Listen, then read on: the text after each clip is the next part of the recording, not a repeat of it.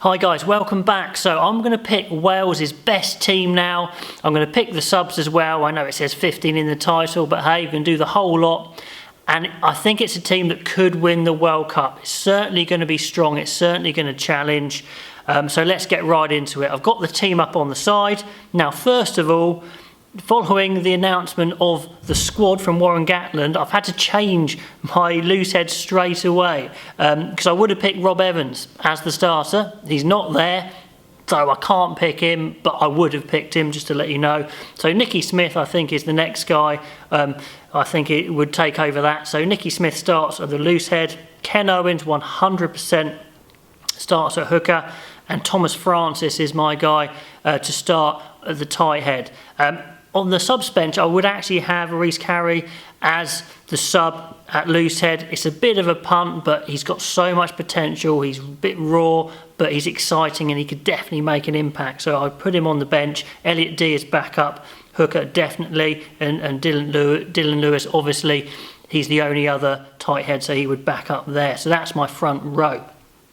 On to the second row. The question is, who goes in with Alun Wyn Jones? He's the captain, he's the best second row.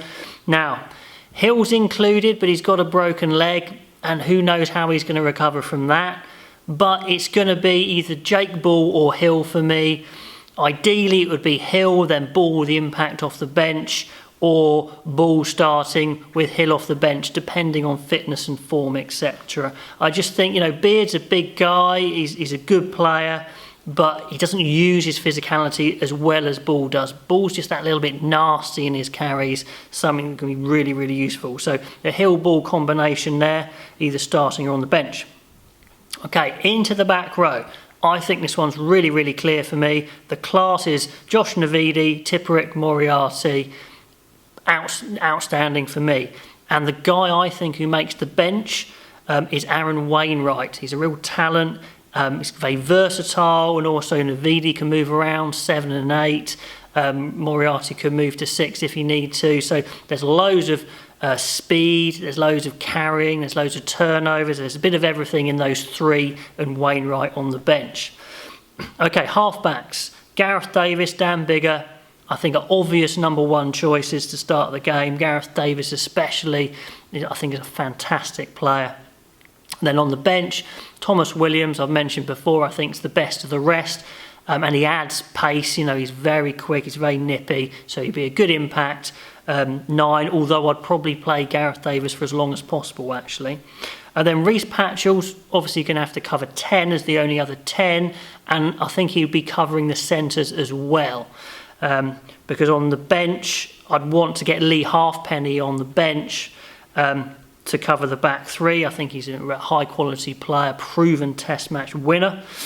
So at centres, Hadley Parkes and Jonathan Davis, for sure, absolutely. They've been the first choice for a long time now. They've got a good partnership together, incredibly solid, very good defensively, and they can release the likes of North and Adams, who, Adams has just so taken his chance with Wales into the number one choice winger. Who'd have said that a couple of years ago?